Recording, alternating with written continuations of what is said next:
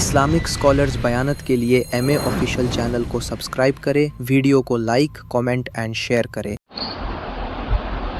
ہم اپنے آپ کو عدول کہہ رہے ہیں، کچھ لوگ آج کل صحابہ کو عدول ماننے کے لیے تیار نہیں ہیں۔ اچانک مجھے خیال آ گیا، کتنا دلوں کو چھلنی کر رکھا ہے اس ظالم نے، جو صحابہ کے بارے میں منہ بھر بھر کے باتیں کرتا ہے۔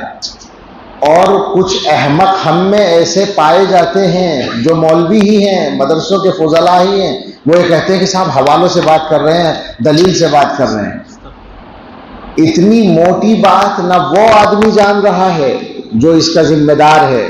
میں مجبور ہو کر اب بولنے لگا ہوں، کیا کروں، اس کے علاوہ چارہ نہیں ہے۔ جو میرا ہم نام ہے وہ بیٹھ کر جو باتیں کر رہا ہے، نہ اس کو سمجھ ہے اور نہ اس کے ماننے والوں کو سمجھ ہے کہ حضرات صحابہ کے بارے میں اگر کوئی بات بالفرض صحیح حدیث سے بھی ثابت ہو جائے کہ صحابی سے غلطی ہوئی تو اس کا بھی بیان کرنا تو جائز نہیں ہے۔ بات ہی ختم ہو گئی نا۔ اب تم زور لگاتے رہو کہ یہ حدیث میں لکھا ہے، صحیح حدیث ہے، فلاں ہے، ساری تقریر تمہاری باطل ہے۔ کہ یہ حدیثیں عمر ابن عبدالعزیز کے سامنے نہیں تھی، ابو حنیفہ، مالک، شافعی، احمد کے سامنے نہیں تھی، ابو زرعہ رازی اور عبداللہ ابن مبارک کے سامنے نہیں تھی، اور بعد کی امت کے تمام بڑوں کے سامنے نہیں تھی، جو تمہیں ملی ہیں، پہلی بار ملی ہیں۔ کیسے منہ بھر بھر کے کہتے ہیں کہ غنڈے اور بدماش مولویوں نے حدیثیں چھپا رکھی تھی۔ یہ سارے غنڈے اور بدماش اب سے لے کر اوپر تک سب بن جاتے ہیں۔ ایسے آدمی ہمارے ماحول میں اللہ جانتا، اللہ محفوظ رکھے گمراہی سے۔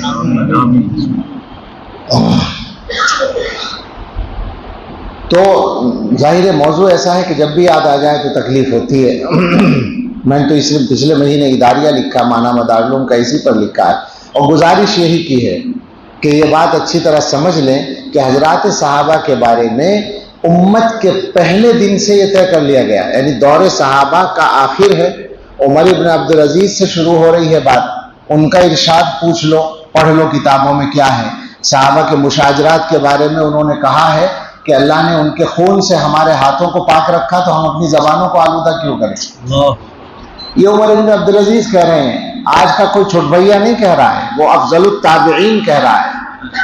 اور اس کے بعد امام ابو حنیفہ اور مالک اور شافعی اور احمد سب یہ فیصلہ کر کے جا رہے ہیں کہ لا نذکرہم الا بخیر، صحابہ کا تذکرہ صرف خیر کے ساتھ ہوگا، برائی کے ساتھ کرنا جائز ہی نہیں ہے۔ اور عبداللہ ابن مبارک یہ کہہ رہے ہیں، یہ جس شخصیت کے بارے میں مسلسل گستاخی کی جا رہی ہے، حضرت معاویہ رضی اللہ عنہ، انہی کا انعام لے کر پوچھنے والا پوچھ رہا ہے کہ معاویہ افضل ہیں یا عمر ابن عبدالعزیز افضل ہیں۔ عمر ابن عبدالعزیز وہ ہیں جن کے بارے میں ساری امت متفق ہے کہ وہ اچھا آدمی ہے، صحابی ہونے کی کمی ہے اور کوئی کمی نہیں ہے، یعنی وہ حضور کی زیارت نہیں کی ہے بس یہ کمی ہے، ورنہ بالکل صحابہ کا نمونہ ہے۔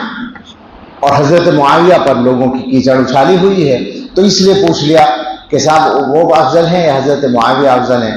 تو آپ سوچیں ذرا، عبداللہ ابن مبارک، اور وہ معمولی شخصیت نہیں ہے، دوسری صدی کے کبار علماء میں سے ہیں، امام ابو حنیفہ کے شاگرد ہیں اور امت کے اکابر میں سے ہیں۔ انہوں نے کہا کہ معاویہ رضی اللہ عنہ نے حضور علیہ السلام کے ساتھ جہاد میں جو حصہ لیا اور اس میں جو ان کے گھوڑے کے بدن پر گرد لگی، مٹی لگی، وہ مٹی عمر ابن عبدالعزیز سے افضل ہے۔ کیا مطلب ہے اس کا؟ مطلب یہ ہے کہ سوال کا سلسلہ بند کرنا ہے، صحابہ کے بارے میں بات ہی نہیں کرنی ہے، چونکہ دین کی حفاظت کا مسئلہ ہے۔